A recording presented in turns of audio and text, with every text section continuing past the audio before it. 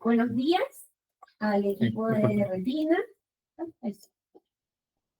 El doctor Germán González, junto a mí, que soy la doctora Opaso, residente de la USACH Pasteur, les vamos a comentar el día de hoy acerca de los principales cambios que se han presentado y que han hecho un poco cambiar el mundo de la retina en el manejo del clínico retinólogo diariamente.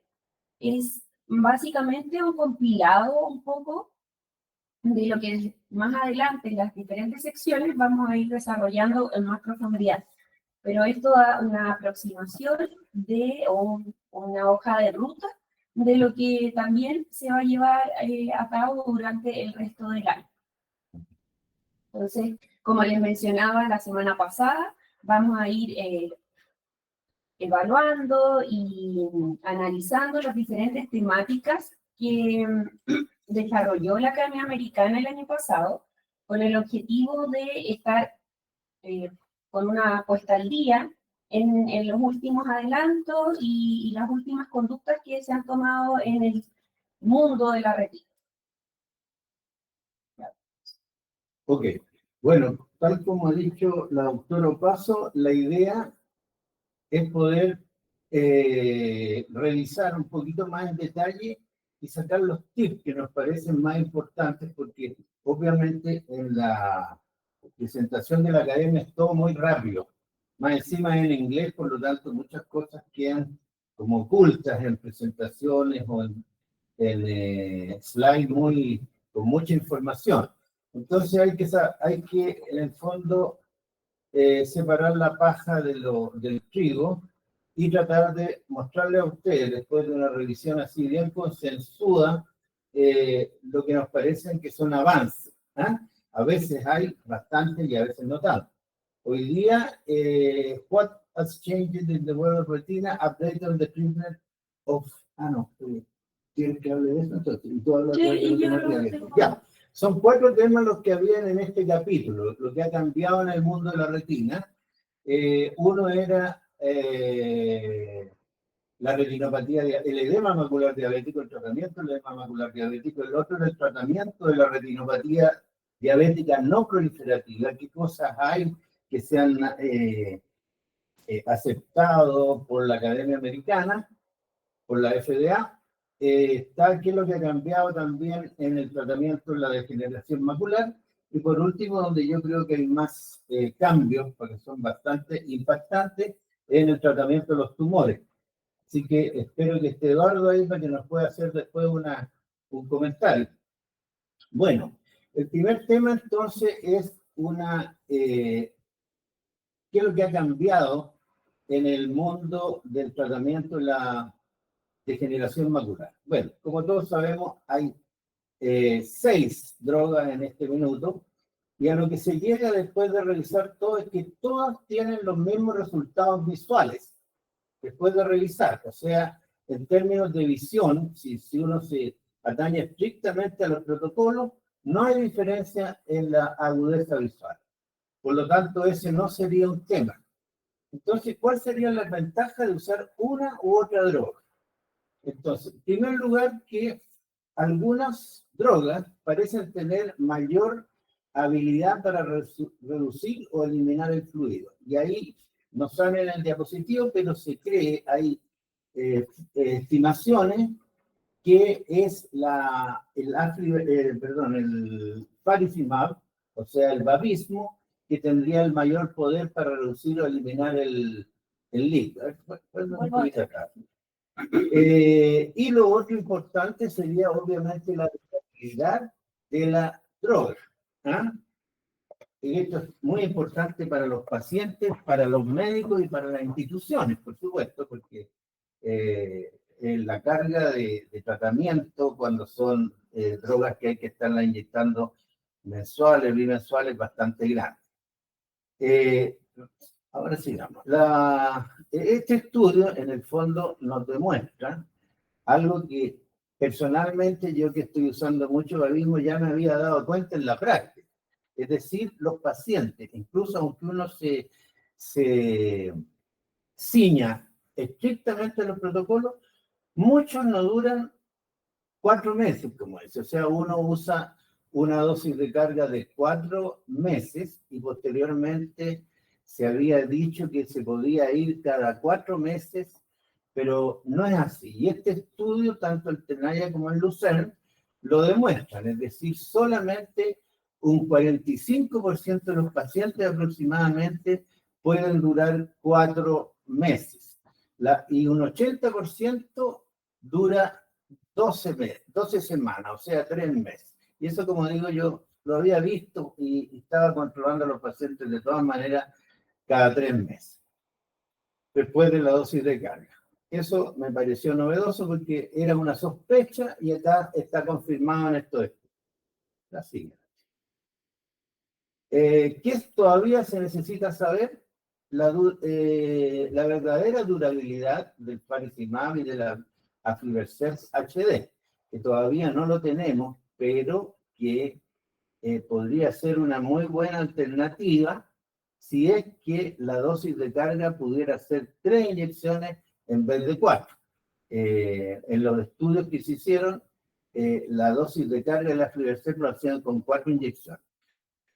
Una cosa interesante es que en los clinical trials decía el presentador que tolera mucho más fluido que lo que nosotros hacemos en la práctica. Que realmente cuando nosotros vemos fluido submacular, nuestra tendencia en un paciente que está con una desviación macular activa, lo inyectamos.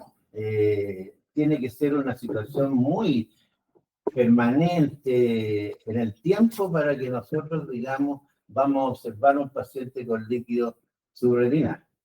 Y además un líquido subretinal que no progresa. Entonces la estimación de actividad en realidad en los clinical trials es mucho menos exhaustiva que nosotros hacemos en nuestra práctica clínica. Evidentemente en la práctica clínica nosotros tenemos temor que el paciente nos vuelva activo y con pérdida de visión y por eso somos más exigentes. Y lo otro que obviamente las dosis que se usan en los clinical trials, que son protocolos estrictos, fijos, no son lo que nosotros usamos en la práctica clínica porque hay una serie de otros factores económicos, pacientes que ya no desean, digamos, están muy aburridos de las inyecciones, por lo tanto es raro, aun cuando nosotros le hagamos hincapié, que utilicemos una dosis fija y comúnmente se usa más el Tritan Extract. Entonces se necesita un estudio así exacto que compare las dos drogas principales en este minuto que tendrían mayor duración para compararlas una con otra exactamente. Así es. Sí. Bueno, eso es en relación en relación a la degeneración húmeda. Como ven ustedes, no hay tantos cambios, muchas de estas cosas ya las habíamos escuchado. En cuanto a la atrofia geográfica, los estudios que ya conocíamos, el Oaks, el Derby, que demuestran que habría una disminución en la velocidad de crecimiento de la lesión, sin embargo, en agudeza visual no hay diferencia. Eso sigue igual. Acá está la mejor agudeza visual y vemos entonces que las dos drogas existentes son iguales. Así que, en términos de eventos adversos, sí que hay bastante diferencia. El PG y el acetoplan son bastante diferentes. El PG tiene muchísimas más complicaciones, que son algunas bastante severas, como la neuropatía óptica isquémica y vasculitis, que son muy, muy severas. Por lo tanto, hay mayor inclinación por usar el ACP, el no me acuerdo el nombre exactamente, pero ACP, que es la más conocida. La siguiente. Aquí vemos un caso que mostraba el presentador con una vasculitis intensa, oclusiva, que es bastante severa, con pérdida prácticamente absoluta de la visión, la siguiente. Aquí tenemos la geografía y lo que es interesante es la encuesta que se hace a todos los asistentes a la academia. La verdad es que es en Estados Unidos, bueno, internacionalmente, en muchos países no está, por lo tanto hay prácticamente un 70% que no usa esta droga simplemente por no disponer de ella. En Estados Unidos hay aproximadamente alrededor de un 30% de doctores que la están usando, y por lo tanto no es un tratamiento que se haya difundido extensamente, y yo creo que por los pobres resultados clínicos, el costo de las drogas y por supuesto también por el hecho de tener complicaciones que son decisivas para la visión. Creo que esa es la última. Y la otra es la presentación del HOMO-CT, que evidentemente podría liberarnos de una carga enorme de visitas de los pacientes y permitiría un control mucho más estricto con inyecciones a lo mejor más espaciadas. Eso sería, como ustedes ven, no es una cosa que no supiéramos, pero eso es el estado actual del tratamiento de la degeneración macular relacionada con la edad en Estados Unidos y probablemente en todo el mundo. Así que estamos bastante bien nosotros.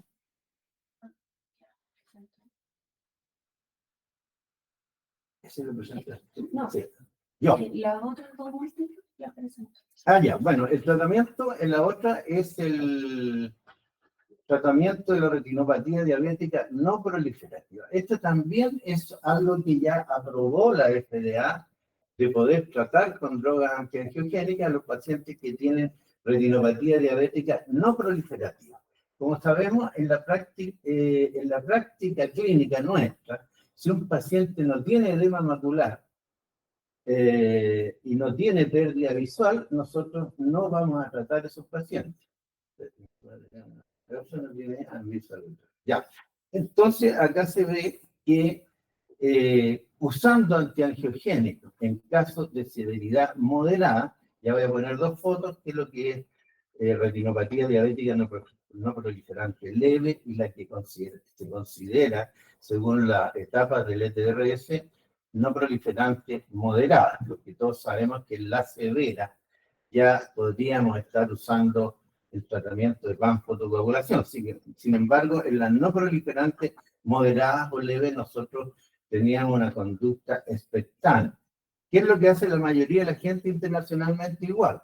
Sin embargo, la FDA aprobó el uso de antiangiogénicos para casos de retinopatía moderada. Y ahí se ve entonces que el uso de esta droga permite mejorar en aproximadamente 2 o 3 niveles el nivel de la retinopatía si nosotros estamos usando drogas como el ranibizumab. Eso es algo como para tener en cuenta. Yo creo que aquí en Chile serían pacientes muy elegidos así, con pinza, que no deseen, no sé, que quieran tratarse inmediatamente, porque en general nosotros tenemos una conducta expectante, como digo, que es lo que se hace en todo el mundo. La siguiente. Aquí vemos también entonces el porcentaje de pacientes que mejora niveles de su retinopatía, y vemos que el porcentaje es mucho mayor cuando se inyecta cada 2 meses que cuando se inyecta cada 4 meses. Sin embargo, para 4 meses también hay un 65,2% que mejora su nivel de retinopatía. La siguiente. ¿Y cuál es el subgrupo de pacientes con retinopatía no proliferante moderada que se puede beneficiar más? La siguiente. Aquí vemos que son los casos que tienen una retinopatía, como ya he dicho, moderada, que son del nivel 47 al 53. ¿Saben la siguiente? Aquí se ve la diferencia que hay entre un ojo no tratado y un ojo con retinopatía no proliferante moderada o severa, que es los grados 47-53, y se ve que los ojos no tratados van a evolucionar mucho peor que los tratados. La siguiente. En la escala clínica internacional, bueno, esto es más o menos la clasificación del ETDRS, puesta en grandes grupos. Vemos que hasta el nivel 10, sí, no hay ausencia de retinopatía. Hasta el nivel 20 es una retinopatía leve, solo microneurismas, que muchas veces nosotros a esos pacientes los controlamos una vez al año. En la no proliferante moderada, que son los niveles de 35, 43 más o menos,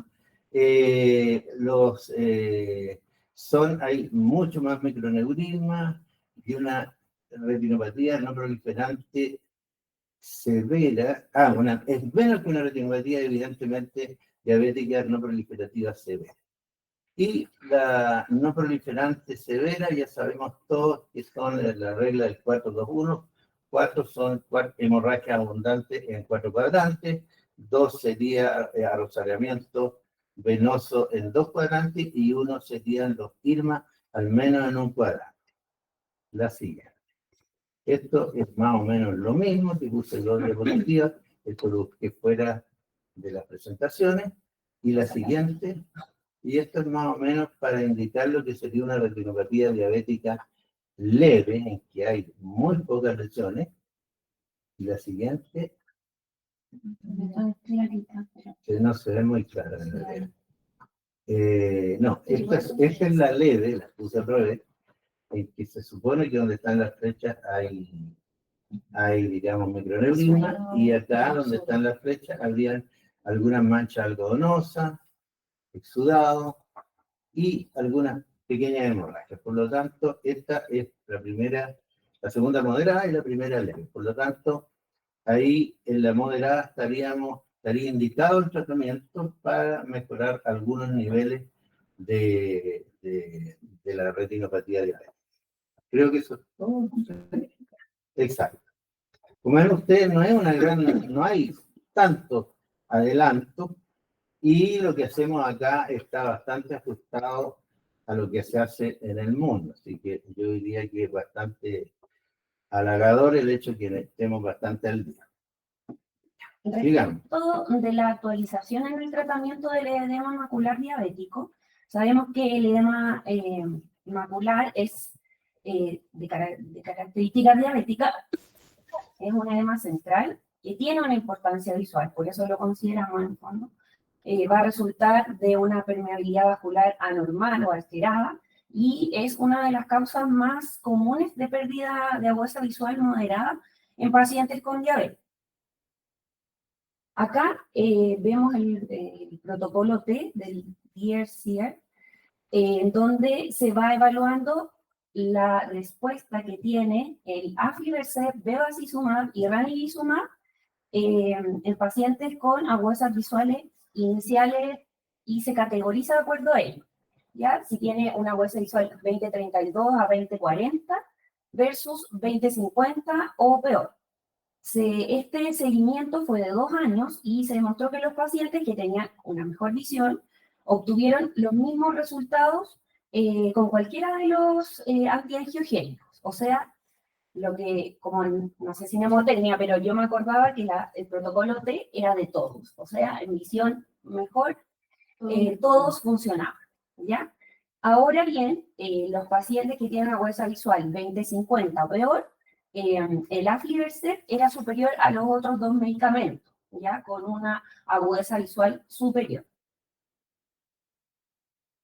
Por otro lado, en el protocolo AC, se comparó la monoterapia con aflibercept frente a la administración inicial de bevacizumab intravítrea. Es decir, un grupo le administraban Avastin y al otro Eylea, y si es que había un deterioro en la agudeza visual, a partir de las 12 semanas de seguimiento, se podía al grupo de Avastin de bevacizumab cambiar a aflibercept, ¿ya?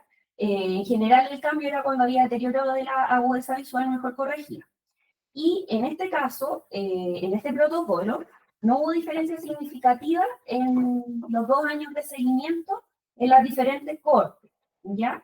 Entonces, podemos decir que el Avastin también en términos de costo es mucho menor que la Aflibercept, sobre todo, y el acceso, sobre todo en los hospitales públicos, es más fácil llegar al Avastin.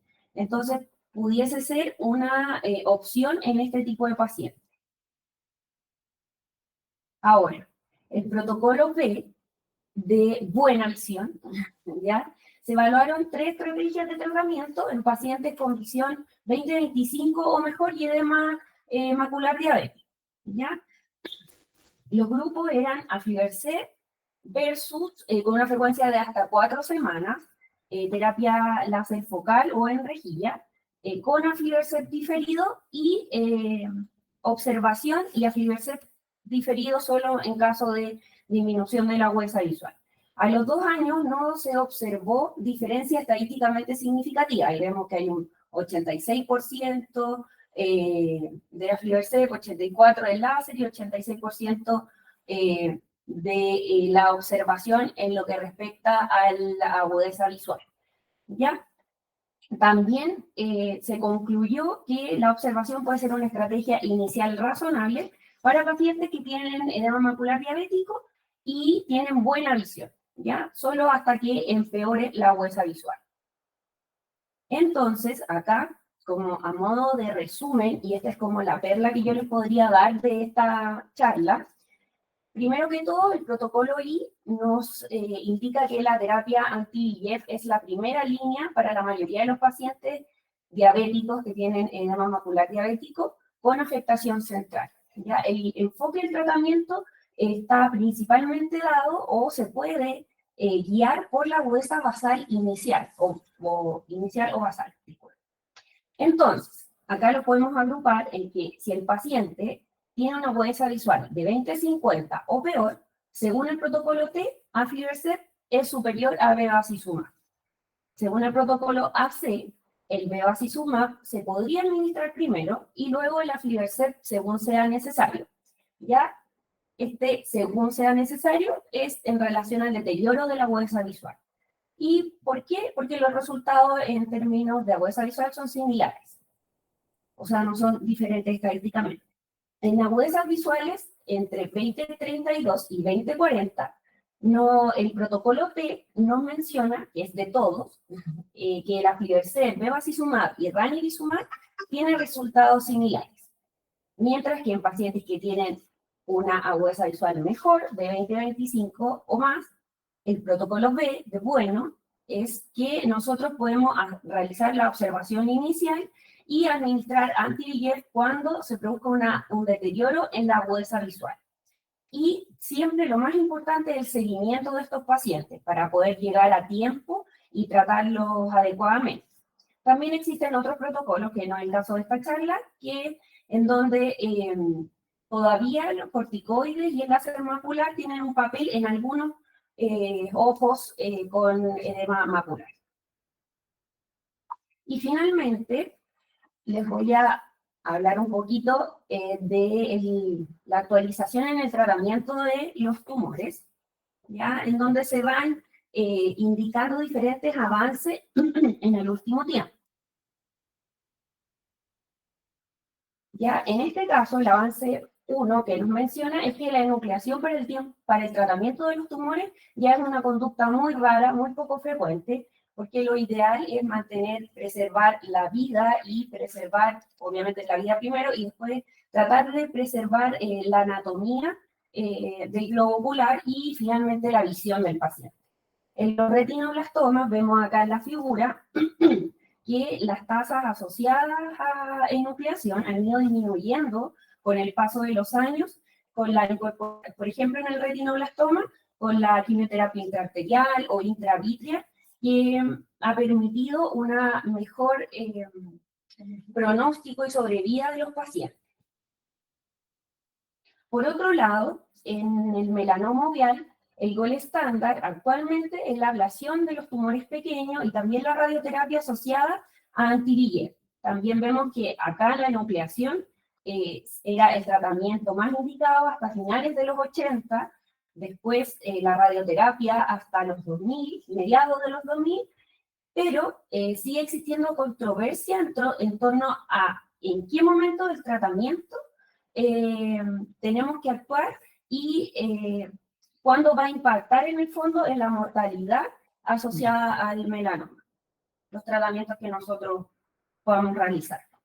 El avance número 2 está en relación al melanoma uveal, que el tratamiento gold estándar para los melanomas medianos y grandes es la braquiterapia con placas y la radioterapia con partículas cargadas, las cuales ninguna de ellas resulta atractiva para tratar el melanoma pequeño, melanoma uveal. Las tasas de control de tumores han aumentado a un 99% debido a la localización intraoperatoria de la placa y la mejoría también en los anti-VEGF como adyuvante. Otro aspecto también que es importante destacar es el diagnóstico más precoz de estos tumores con procedimientos menos invasivos, como la biopsia por aspiración con aguja fina, que es efectiva en 99% de los casos, por lo menos los que describen esta presentación, y asociado a los perfiles de expresión genética y la citogenética, que va a proporcionar información sobre el riesgo metastásico. Y en última instancia, sobre la necesidad de tratamiento quirúrgico. Otro avance, como les decía, es en relación a la biopsia por aspiración de aguja fina, que puede ser eficaz para todos los tamaños de tumores y permite el pronóstico de supervivencia.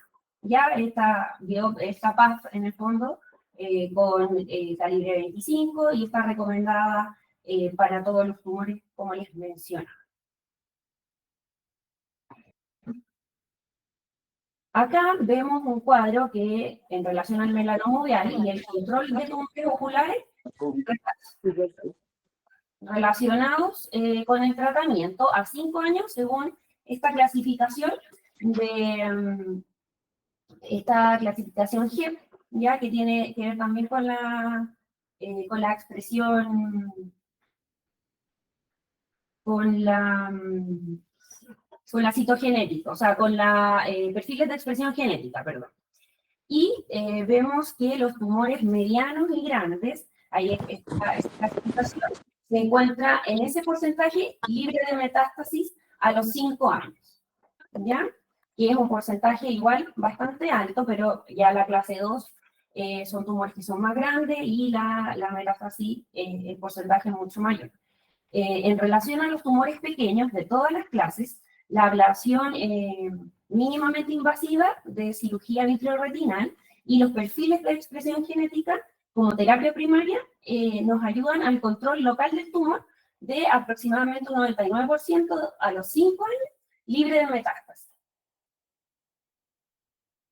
En relación al avance 4, el tratamiento temprano del melanoma uveal pequeño va a reducir notablemente la muerte metastásica. Ya en este cuadro se ven melanomas uveales clase 2, que ya son tumores medianos grandes y también tumores pequeños, y se ve que la incidencia es mucho mayor en pacientes que tienen los tumores más grandes, ¿ya? Que quizás pudiese ser algo muy racional, pero que tiene que ser también importante para tomar las decisiones de tratamiento. Y finalmente, el último avance es que en la retinopatía por radiación o por tumor, que responden al tratamiento anti-VEGF, se vio que hay un mayor porcentaje de preservación o estabilidad de la huesa visual a un seguimiento de 60 meses, ¿ya? Con una visión obviamente de 20/42, mejor que los 20/300 cuando no se usa ayudante del anti-VEGF. Y como conclusión de este video, en el fondo, es que han existido o están ya desarrollándose importantes avances en oncología ocular. El diagnóstico temprano, con imágenes tempranas, ayuda a un tratamiento precoz, como les decía, preservar la vida en primer lugar, la anatomía y la visión del paciente posteriormente. También el manejo va hacia la conservación del globo ocular Y lo importante es el seguimiento estrecho de los pacientes y también el uso complementario de los anti-VEGF, que se ha visto un mejor pronóstico. Y lo que también es importante es ir comprendiendo mejor la genética de estos tumores para poder tomar decisiones a tiempo. Eso es nuestra presentación con el doctor González. Esperemos que les haya gustado. Perfecto. Se ofrece la palabra. Doctora Chirro y doctor González. Sí, Rao, adelante. Y después el doctor Samir Nazal. Hola, buenos días. Hola. Sí, muy interesante presentación, me gustó. Tengo dos comentarios. El uno es respecto al tratamiento de la retinopatía diabética no proliferante con antiangiogénicos. Yo revisé este tema hace poco por una presentación. Si bien hay muchos estudios que demuestran la efectividad del tratamiento antiangiogénico de Avastin, de Aflibercept, con respecto a panfotocoagulación, ¿cierto? Porque en los estudios él lo compara con el gold standard, que es la fotocoagulación. La efectividad de antiangiogénicos efectivamente es mejor, es superior en prevenir la aparición del edema macular y en evitar la progresión de la retinopatía diabética. Pero en el análisis del protocolo S de diacia.net, que es con respecto a ese tema, hay un análisis económico en donde dice que a largo plazo el costo económico es tan elevado que en fondo no es como tan viable. Y lo otro que también estos pacientes necesitan mucho seguimiento. De hecho, revisé un paper de la doctora Berrocal de unos pacientes que estaban en tratamiento con antiangiogénicos, pero por motivo X, de motivos médicos, ¿cierto? Que de repente por hospitalización o por otro motivo que no pudieron hacer seguimiento de estos pacientes, y hay algunos que hicieron cambios proliferativos rápidamente y llegaron incluso algunos a tener DR traccional sin el seguimiento y sin el antiangiogénico cada 2 o cada 4 meses. Entonces, como un poco como concluyendo que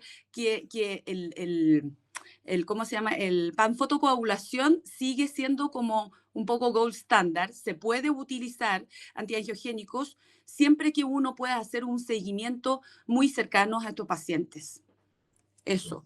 Y también el otro tema es el otro comentario del tema del líquido intrarretinar y subretinar en el tratamiento de degeneración macular exudativa. Que muchos estudios demuestran que el líquido intrarretinal efectivamente es mucho más dañino que el líquido subretinal. Es por eso que uno puede tener como cierta tolerancia en el seguimiento y en el tratamiento de estos pacientes con antiangiogénico en la degeneración macular exudativa.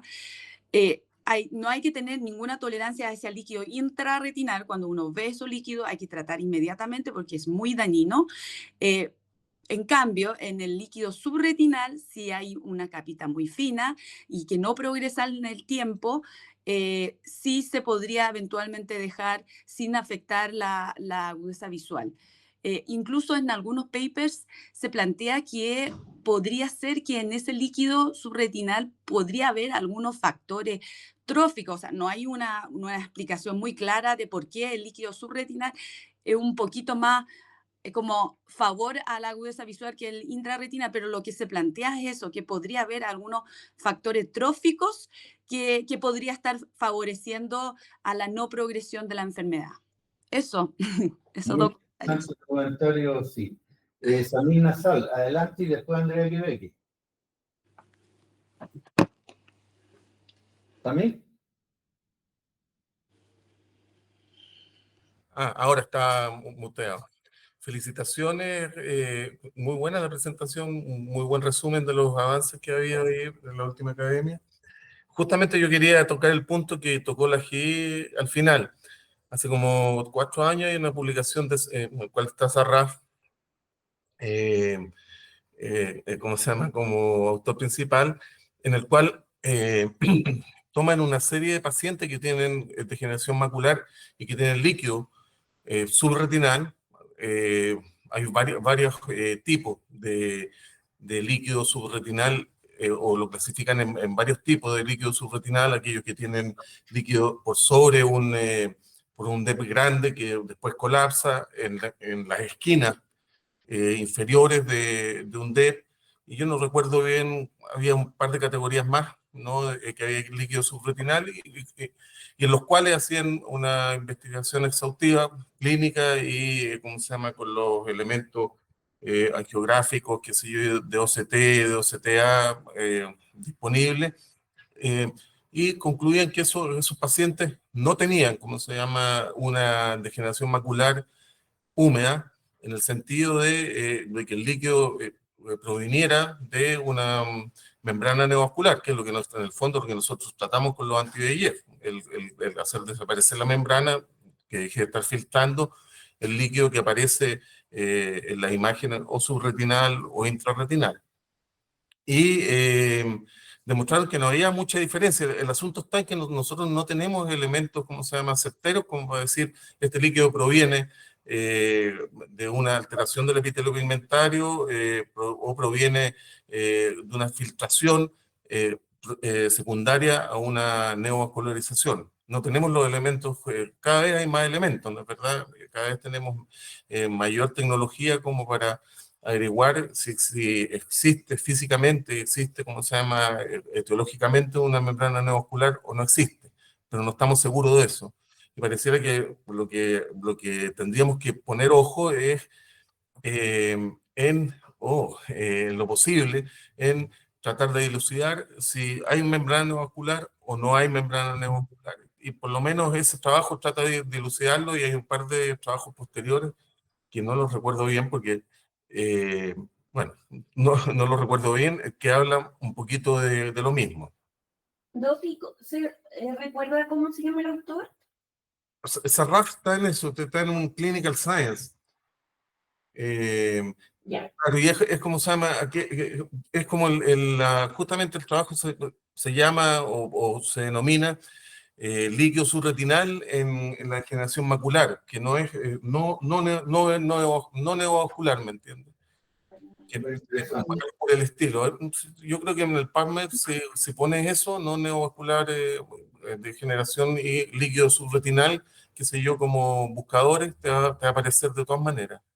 Es un trabajo grande. Muchas gracias. Andrés, muy interesante, Jamil. Adelante. Hola, Espérate, hola a todos. momento, Perdón. una cosa más. Y lo otro, con respecto al tratamiento, a los fármacos que tenemos disponibles, yo creo que yo creo que casi nadie de nosotros ocupa los esquemas que se ocupan en los estudios iniciales, porque son costosos y es muy difícil, como saben, que los pacientes adhieran a estos protocolos. Tal vez tendríamos que ponernos de acuerdo en los protocolos mínimos de tratamiento con cada uno de los fármacos. No sé si acá en la clínica o en general, porque veo que hay mucha variación en la manera en que cada uno de nosotros tratamos la membrana neovascular con los diferentes fármacos. Eso nada más. Súper. La estandarización de la práctica médica, esto es algo que está, digamos, en la línea de desarrollo de la clínica, así que pero muy interesante. Adelante, Andrés. Hola a todos. Oye, muchas gracias por el tiempo de la presentación que hicieron, porque estos updates siempre son súper relevantes de escuchar, así que muchas gracias. Dos cositas. Uno, lo primero, con respecto a lo primero que dijo usted, doctor González, el tema de los estudios, estos que son increíbles, son preciosos, tienen mucho dinero, entonces son muy fácil de que las cosas salgan muy bien, porque son muy guiados. Pero los estudios que están muy en boga últimamente y que son yo a los que más le hago caso actualmente son los estudios de vida real, los real world. ¿Por qué? Porque en el fondo es tomar toda la población, X, en el fondo a la cual se le administró un fármaco en distintos países del mundo y ver cómo se comportó. Eso ya está estudiado, hay una base de datos muy grande y ahí podemos ver como, por ejemplo, uno piensa hoy que lo hacen bien en Francia, que lo hacen bien en Canadá, que lo hacen bien en cualquier parte, pero uno ve los estudios de vida real Y no es así, es todo lo contrario. Ellos igual siguen pinchando una media de 4 dosis anuales a pacientes con anti-VEGF, donde más pinchan en Australia, por ejemplo, que tienen ahí un sistema bastante bueno, pero por lo general se pincha poco. Entonces, estudios de vida real podrían un poco ayudarnos a también ver cuál es nuestra realidad local y también a saber cómo trabajar mejor. Eso por un lado. Y por el otro lado, yo voy a ser un poco el otro lado ahí de lo que está opinando la doctora Girao, mi amiga la doctora Girao y el doctor Nazar. Estos estudios que se hicieron del líquido subretiniano, se habla muchísimo en la comunidad científica internacional, en los distintos, ¿cómo se llama?, congresos, de que mucho se malinterpretó ese resultado. Ese estudio, muy bonito, lo que hablaba es que efectivamente los pacientes que tenían líquido subretiniano podían tener una mejor evolución que los pacientes que tenían fluido intrarretiniano, y está estudiado, y de hecho por eso un factor de mala evolución para un paciente el hecho de tener líquido intrarretiniano, pero finalmente a la conclusión que se llega es que tener un líquido intrarretiniano es como tener un cáncer de páncreas, pero tener un líquido subretiniano es como tener un cáncer de próstata. En el fondo sigue siendo algo dañino y que efectivamente sí o sí hay que tratarlo. Esta discusión yo la he tenido en paneles de fuera con varios expertos, sobre todo en terapia angiogénica, y todas las personas en el fondo con las que yo conversé, no todas, pero la gran mayoría, llegaron o sea, me transmiten que el objetivo final de un paciente que tiene degeneración macular es secar, ¿ya?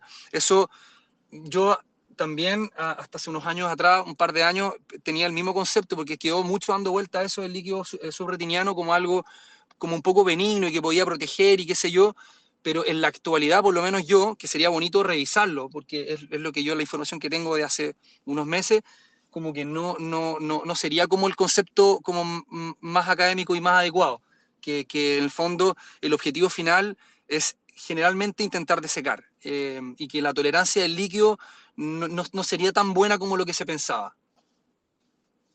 Perfecto, muy interesante los comentarios. Hola, ¿puedo Adelante. hablar? Mira, yo creo que tiene razón y no tiene razón. Lo que pasa es que yo revisé, porque yo hice esta presentación hace como un par de meses atrás, entonces yo revisé todos los trabajos con respecto a ese tema y efectivamente, como tú dices, ese tema estaba en boga como hace como 3, 4 años atrás y los papers son de esa época, son como de 2020 o 2019, son de esa época y decía eso, no es un solo paper, son un montón de papers que revisé que decían eso, que no tiene explicación de que hay un grupo de pacientes, no tampoco son todos los pacientes, que hay un grupo de pacientes que tiene esta capa muy fina de líquido que no progresa en el tiempo y que la agudeza visual no cambia y uno la pincha y no se va ese líquido. Es con respecto a ese grupo específico de pacientes. Claro, si es un paciente que tiene líquido subretinal que está fluctuando, que aumenta, que disminuye, obviamente uno tiene que tratar, porque esa es una exudación. Lo que hablan de, lo que yo hablo, es de este grupo de pacientes que tiene esta capa muy fina de líquido que no cambia de característica en el tiempo y no progresa y no cambia la agudeza visual. Entonces, en ese grupo de pacientes en donde se plantea todo esto grande de retina médica, ¿cierto? De Saraf y todo ello, que decían que no tiene explicación de qué está pasando. No hay papers nuevos de 2023, 2024 con respecto a ese tema. Yo creo que sí, efectivamente hay una cosa que hay que seguir investigando. Sí, no. O sea, insisto, si es un líquido que fluctúa, uno sí o sí tiene que tratar porque hay una exudación. Pero si es una capa muy fina, yo creo que puede ahí estar observando la agudeza visual, el OCT, el angio-OCT y que no esté exudando. Eso. Es que ese es el concepto que, insisto, es mi opinión, y lo que yo he tenido, ese es el concepto que yo creo que no es muy correcto transmitir, porque en el fondo a las conclusiones que yo también he llegado de lo que he visto, es que lo que hay que hacer en estos pacientes, efectivamente, si tienen un líquido subretiniano y uno está pinchando faricimab mensual y sigue con líquido subretiniano, por ejemplo, tú no puedes extenderte o decir, oye, no, pero si como un líquido que se ha comportado igual, lo vamos a dejar así, porque finalmente efectivamente hay pacientes que pueden con un líquido pequeñito ir regularmente bien, moderadamente bien, pero la idea es que el objetivo final de un paciente debería ser secarlo. Eso es como el concepto actual. No sé. Eduardo, tú estás levantando la mano. ¿Qué te pareció la presentación de tu muerte? No sé si quieres hablar de eso o... Sí, era un comentario cortito nomás. No, Sí. Bueno, con respecto a lo de la retiropatía diabética, eso lo conversamos en su momento con el doctor Verdaguer Tarradella, cuando recién salieron los estudios del DRCRNet sobre el tratamiento con anti-VEGF de retinopatía diabética, y siempre lo comentamos. En el fondo, estos tratamientos son para, ¿cómo se llama? Población anglosajona y para población latina.